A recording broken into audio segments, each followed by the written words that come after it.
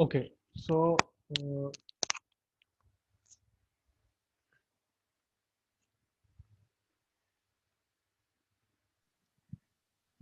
so we have seen that how different sub indicators can form the a cluster of indicators that we have seen. Okay, now we can also see that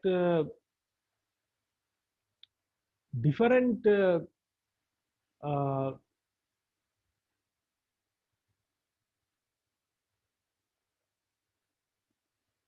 Pavitra is joining.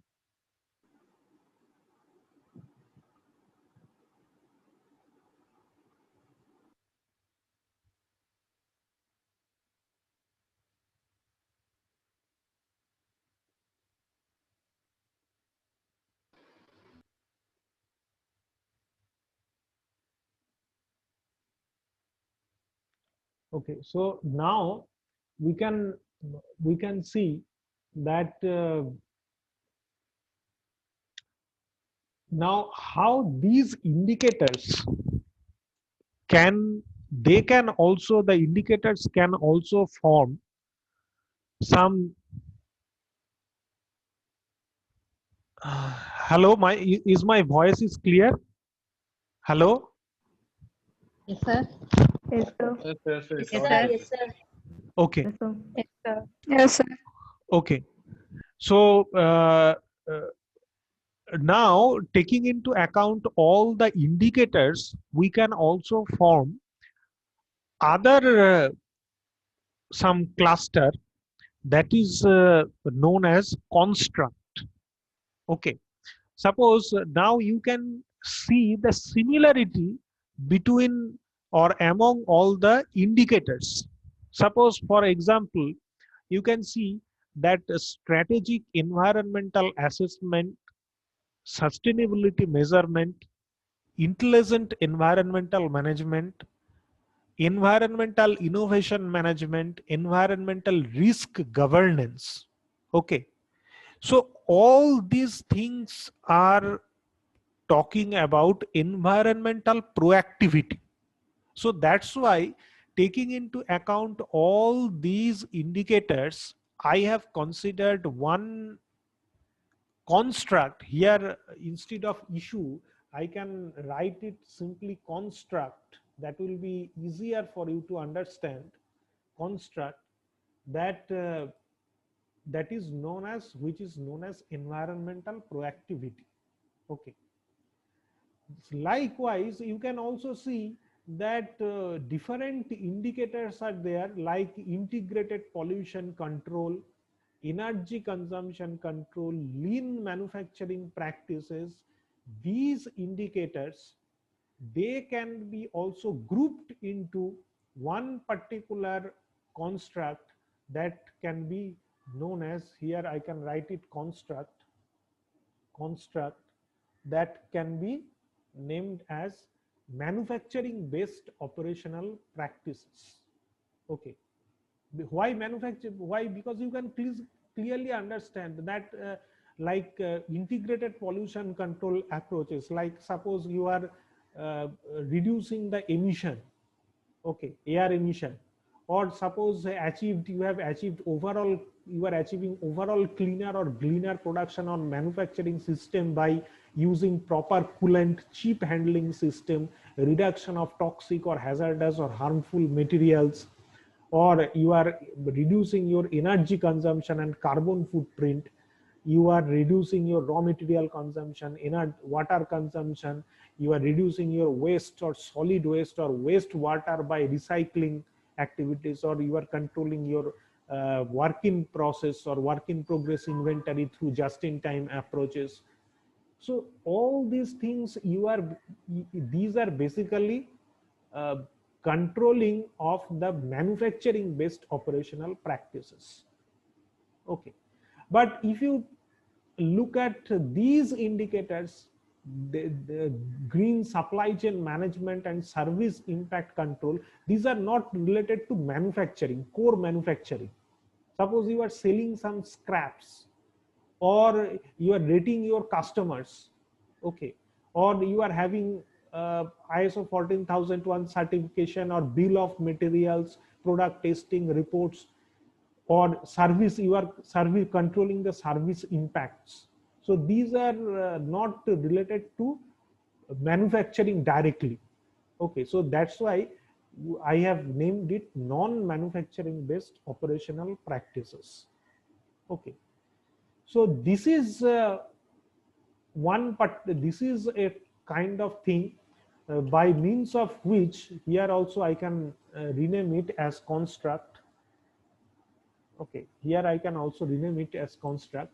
So in this way you can classify it, you can categorize it. Okay, so you can very easily understand that this is whenever you will conduct a literature review, it is not mm, up to bottom approach, it will be obviously bottom to up approach. Whenever, suppose if somebody, if some reader goes through my paper, what he or she will study, or whenever you will, suppose you are reading a book, you are reading a textbook, suppose these, all these things whatever I have done in my research work, these things are represented in a textbook. So whenever you will study the textbook, you will read it like, suppose there are different types of environmentally conscious manufacturing programs, and they can be classified into environmental proactivity, broadly classified into environmental proactivity, manufacturing based operational practices, non-manufacturing based operational practices. Then again, environmental proactivity can be further classified into strategic environmental assessment, sustainability measurement, intelligent environmental management. Then strategic environmental assessment can be furtherly classified into top management support, approach to increase environmental expenditure, approach to maintain regulations. In this way you will study, that is which is known as, it is up to bottom approach. Okay, but when you will conduct literature review, during that time, then you will not find this environmental proactivity, and you will go bottomwards. This is not possible. You will, from bottom to, you need to move towards up. Okay, you need to find out different types of factors or indicators. So these are here, actually we will term it as indicator. Okay, and then those indicators we can, and also here I have taken here you can see there is construct, the constructs are classified into different indicators, and indicators are also classified into different sub indicators. But you, in your literature review, if you feel that you will not place your sub indicators, that you can also do. You can simply have only the construct and indicators. Okay, you may not have the sub indicators. Okay, that is also possible. But if you have sub indicators, then it is uh, I mean uh, the chance of accepting the manuscript, it becomes higher, because the reviewer will understand that you have done a lot of things. Okay, so which is a very tedious job. So that's why the scope of acceptance actually gets better. So in this way the classification also can be performed. Okay, so now you can ask that why we are doing these things. This is only for making the literature review, that's it, or there are some other advantages as well? There are uh, apart from the literature review, there are some other advantages as well. What are the other advantages? uh, right now I am not uh, going to discuss it in much more details, but actually the benefit is that, see, uh, in majority of the cases, the researchers, they use the structural modeling I have said, or the factor analysis, these kind of tools they have used. Okay, so whenever you will use these tools, you will see that there will be some uh, uh, there will be some observed variables, okay, and there will be some unobserved variables. And whenever you will propose some hypothesis, the hypothesis is proposed based on the unobserved variables, which are actually termed as construct.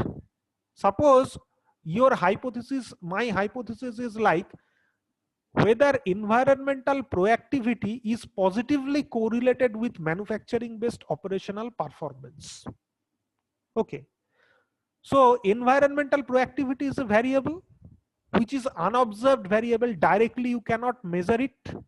That's why it is known as latent variable or construct. And manufacturing based operational performance, this also you cannot directly observe.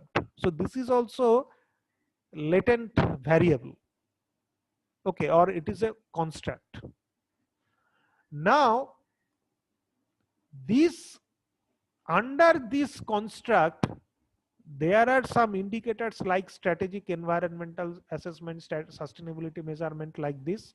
And under manufacturing based operational performance, there are some indicators like integrated pollution control, energy consumption control, lean manufacturing. It is like this.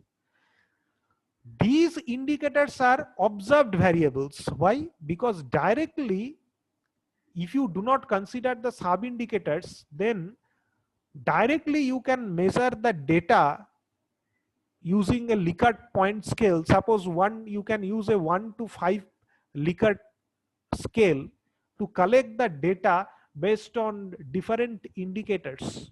So they are observed variables. Suppose if some industry give you the feedback that a rating of that energy consumption control, suppose somebody has given you the feedback of 4, that means their satisfaction level towards the energy consumption control in a scale of 1 to 5, they have suppose given 4. So you are directly collecting the data. So this variable is clearly visible, observable variable. So that's why they are termed as manifest variable. The constructs are latent variables, but the indicators, they are manifest variables, because you can directly manifest, or you can directly collect the data. Okay. So as a result of that, if you do this thing in your literature review, then the benefit of that is whenever you will make the original research article, during that point of time, you don't need to think about what will be my constructs, what will be under which constructs, what will be my variables. These things you don't need to think about anymore. Okay, all these things will be readily available because you have already conducted the literature review. So you can just simply, you can propose the hypothesis, but obviously those hypotheses should be relevant and must not be earlier conducted by some early previous researchers. Okay, and then you need to apply your tools or techniques, and you need to do your survey. Okay, so here actually in this way we actually uh, conduct the literature review, we basically conduct. Okay, now there are some more things to mention. One thing is that after that you can also see that I have also made another table about the merits and limitations of those uh, different approaches. Okay, you can see here that strategic environmental assessment, environmental sustainability measurement, all those aspects, all those things I have, the merits and limitations, those things I have also uh, compared. Okay, So uh, uh, everything, you can see that in this literature review paper, everything is very much structured in nature.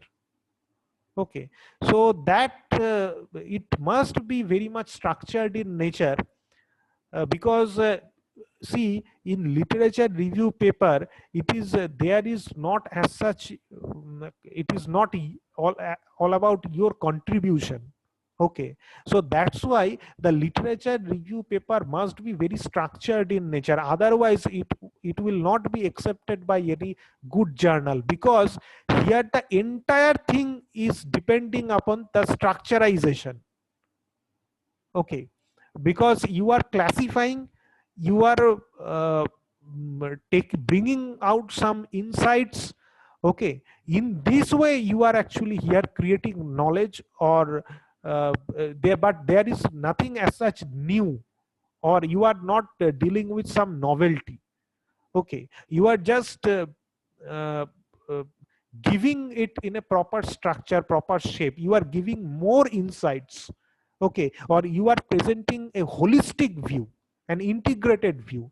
That is actually your contribution. Novelty is not the main contribution here. So that's why the literature review paper must be very structured in nature. And another characteristics of a review paper is that you can see here the list of references. Okay, lot of list of references are there. Okay, you can see from 1 2 3 4 5 6 7 almost.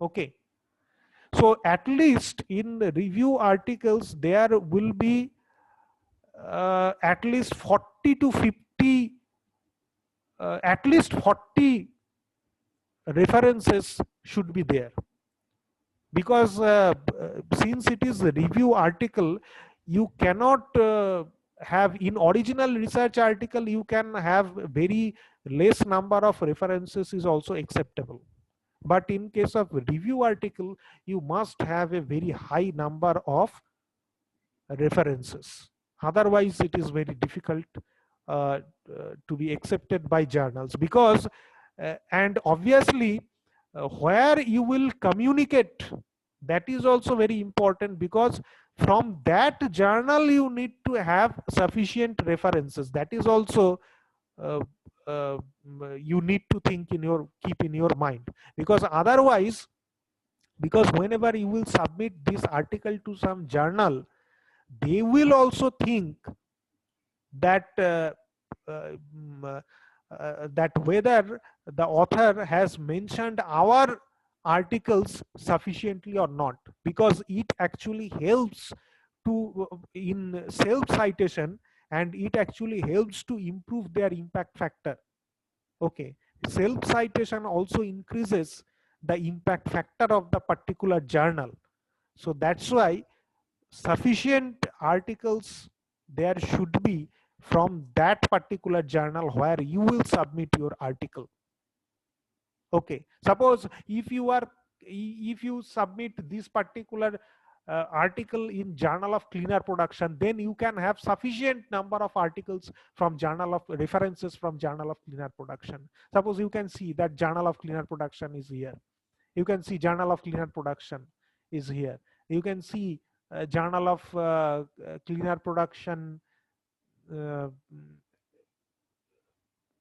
Journal of Cleaner Production is Journal of Cleaner Production is here. Okay, Journal of Cleaner Production is here. So if I want to submit it in Journal of Cleaner Production, there should be sufficient recent uh, references of Journal of Cleaner Production within 5 years. But because impact factor is calculated based on the time span of 5 years, so beyond the 5 years it may not be uh, accepted. Okay, so beyond 5 years the journal may not consider. So this is another aspect of publishing the review article.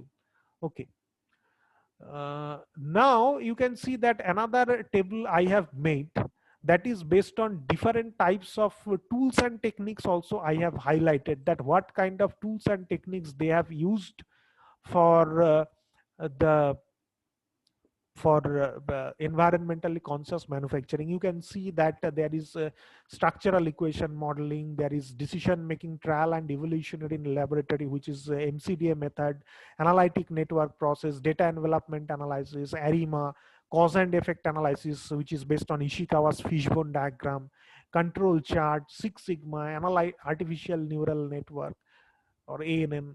So different types of tools and techniques, that also I have also represented. Okay. And how to select these things, or the inherent characteristics features that I have mentioned here. Okay, so this you may keep or may not, you may not use this, there is no problem.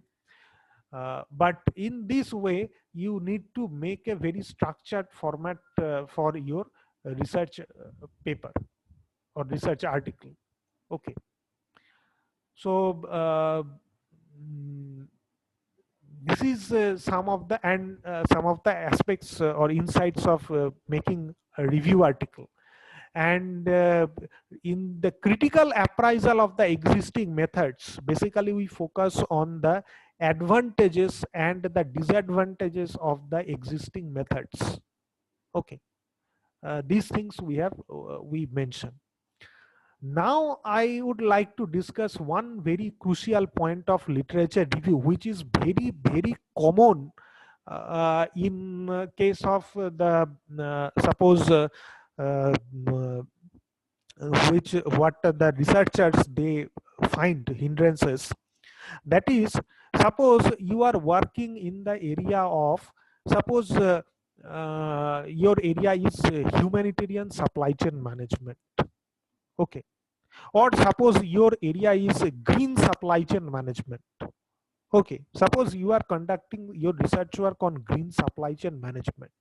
Okay, now you will see that a lot of review articles, review papers you will already find in the area of green supply chain management. So whenever you will submit, whenever you are going to, if you want to make a review paper on again green supply chain management, and if you submit it to some prestigious journal, then automatically your paper will not be accepted. Why? Because they will give the objection, the reviewers or the editor in chief will tell you that this kind of review paper has already been published in different reputed journals.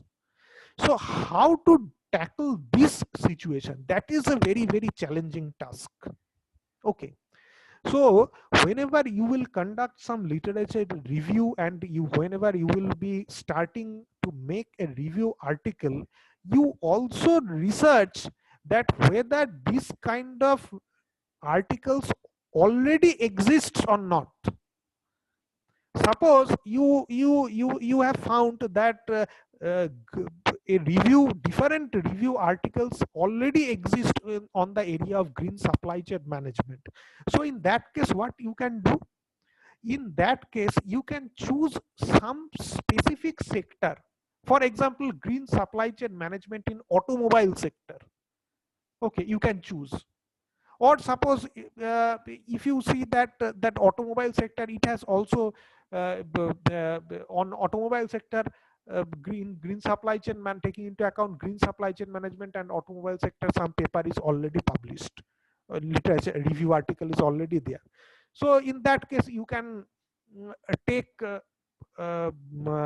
some particular specific country, like green supply chain management practices in Indian automobile sector. Okay. Or you can mention a specific time span. Okay. For example, in the past decades from 2010 to 2020, what is the condition of green supply chain management in Indian industries? Or you can more specifically you can say that what is the condition of from 2010 to 2020 what are the green supply chain management practices during the time span of 2010 to 2020 in Indian process industry. Okay, so in this way you can short out your area. Okay, so if you are very much focused, then obviously it will be innovative. And the if your paper is written well, if the structure of your paper is well, then obviously the reviewer is going to accept it. Okay, suppose say for example the environmentally conscious manufacturing. Okay, I have already made one paper on environmental conscious manufacturing. Suppose now you are also working in the area of environmentally conscious manufacturing, so what you can do, suppose here you can give a title like practices of environmentally conscious manufacturing from 2010 to 2020 in Indian manufacturing organizations. You can give a title like this. Okay, so you need to do a little bit research earlier. You need to search earlier a little bit that whether that kind of review article has already been published by different journals or not. Okay, and based on that you can make your review articles. And last final another point I would like to say that usually the original research articles are not very lengthy. Okay, typically original research articles are not very lengthy, but the review articles are actually lengthy. You can see that review articles, it is of 36 pages. Okay, so review articles are usually very lengthy, and if you want to get published it in very esteemed journals, then obviously you need to have a very good structure, and as well as mm, it should be lengthy. It must not be very uh, concise in nature. Okay, that is not desired for review article. Okay, so this is what I have gathered the ideas of review articles. And next class we will discuss about the original research articles and different types of original research articles I will also show you. Okay, so if anybody has any query, you can ask me.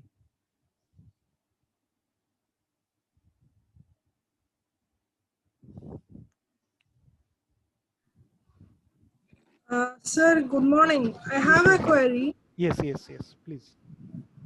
Sir, while writing the research article, we give so much of citations, and based on that, we have to give a conclusion, or in the conclusion, we can say anything which we want to say in the about the article. That is our own perception about the topic, and whatever the inputs we want to give in the paper, we can give it in the conclusion. Is it right, sir, or is Yes, there anything? yes, right, right. Basically, yes, this is also important question. It is a very good questions you have asked. That in the conclusion section for the review article, it is very difficult to write the conclusion part. Okay, I have given the example here, the conclusion part. I will share those two articles, my article and Papia's article. Both article I will share in WhatsApp group. You can go through that how the conclusions are written, because normally in I will discuss it how to write the conclusion in the next class when I will go through the original research article. Usually there is a difference between the results and discussion section and conclusion section. Okay, in results and discussion section is very much technical. Suppose you have found that some units are you have found efficient and some units are found inefficient. So you can write that these units have uh, this percentage of efficiency, these units have that percent of efficiency, you have found this thing, that thing. You will write different things on results and discussion sections. Technically you will speak out. Okay, but in the conclusion section you will speak so that everybody can understand it. In layman's term you will write. That means, suppose you have developed something, you have invented something, so somebody may ask you, so what? You have invented something or you have developed something, you have found this result, so what? So to address the question of so what, you basically you write in the conclusion section. Okay, and in you can understand that in review article there is no novelty as such. So what you will write in the conclusion section? In the conclusion section you must write that I have that the classification process has been done. Okay, you need to address about the classification process, that the classification itself, it is a contribution. Okay, and this classification will help the the practitioners, okay, to manage the things better. That is ideal for managerial implications. So those things you need to address, because later on I will show you that actually in factor analysis there are two different types of factor analysis: confirmatory factor analysis and exploratory factor analysis. In exploratory factor analysis, different indicators can be automatically categorized into a cluster or into a to form a you know a construct. Okay, but usually the researchers they do not prefer exploratory factor analysis. In majority of the cases they they do confirmatory factor analysis. That means from the literature review they identify the clusters of the constructs, and under which constructs there will be which particular indicators. Then after that they verify that. So that's why it is named as confirmatory factor analysis. So here also you will not, you are performing confirmatory factor analysis, not exploratory factor analysis. So that also you cannot say. Okay, but yes, if you are interested to perform exploratory factor analysis, that you can say that I have done exploratory factor analysis and this is my contribution, that with the help of exploratory factor analysis I have you know the different indicators have been jotted down or has been grouped into some particular constructs that you can mention if you use exploratory factor analysis. Okay, sir. Thank you. Okay, so Hello, sir. Good morning. yes, yes, yes. Sir, it's Riddhi. Sir, is there any specific format we have to follow while we're writing a review paper? No, see, there is no specific as such format. There is a typical format.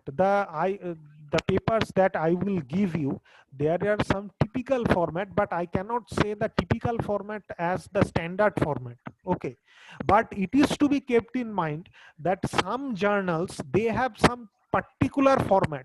Suppose the journals that are published by Emerald Publishing House, they will already give you the particular format, that first you will have introduction section, then you will have this section, then you will have that section. Some journals they have already hard and fixed rule that you need to do particular that sections you need to have, okay, in your paper.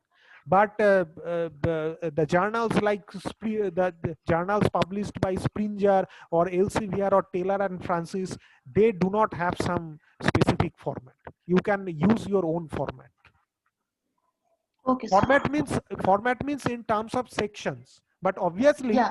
the I mean whether you should the font, that style or the font size, there will be some norms there. That norm is valid for each and every journal. Okay. That norm you need Okay, to sir. check out. Okay, usually 1.5 that line spacing gap is it is desired, or times new Roman it is used, 12 font is used. So that thing it is you need to first you need to check out the scopes of the journals and the rules and regulations of the journals that you need to read out, you need to go through, and accordingly you need to make your manuscript. So Okay, sir. that's why I always suggest that it is better practice that you select one particular publishing house, because if you select different publishing house, because usually what happens for a under one particular publishing house there may be suppose in your area there may be, suppose my area is supply chain. Now suppose my preferred publishing house is Elsevier. Now under Elsevier there are suppose 10 different journals on supply chains or 20 different journals of supply chain. So usually all the journals under one publication house, they will have one almost similar setup structure or similar format. That's why one if one article is rejected by some journal, then you can submit it very easily, you can submit communicate it to another journal from the same publishing house. But if you select your target journal, one from Elsevier, another from Springer, another from Taylor and Francis, another from Emerald, another from IEEE, then it becomes very difficult, because if one the journal rejects your article, then you need to change the entire format. Okay, so that's why the selection of target journals, that is also very important. I have not discussed that thing earlier, but later on I will discuss on how to select the journals or target journals. That is a very big issue. Sir, as you know, we have to do an international conference like 1 week after. So for that, I need to make the paper. That's why I was asking that how I should process with the whole No, paper. they have not given, so far I know, they have not given any standard format. So you just make Okay, sir. any typical format you make and you submit. No problem. Okay, sir. Thank you, sir. Any more question?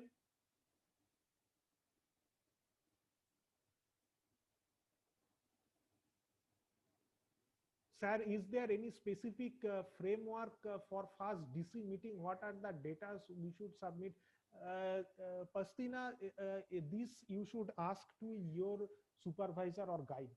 Okay, they can actually help you. Okay. Uh, finally, just now 1 minute is left. I would like to mention one thing, that currently I am having severe eye dryness because I am doing several online classes, BTech classes I have been taking. So I am having serious eye problems and now I am under treatment. So sometimes I feel better and sometimes I may not feel well. So if I am unable to conduct the direct online classes, don't worry. I will make some videos for you. Okay. And I will upload that video on YouTube, or I will upload those videos on Google Drive. I will give that particular link to you. You will go through those videos, and whatever will be your doubts, you can ask me in the WhatsApp group and I will answer it. No problem. Okay, because it is very difficult that suppose if I say that tomorrow I will organize the class at 9 o'clock,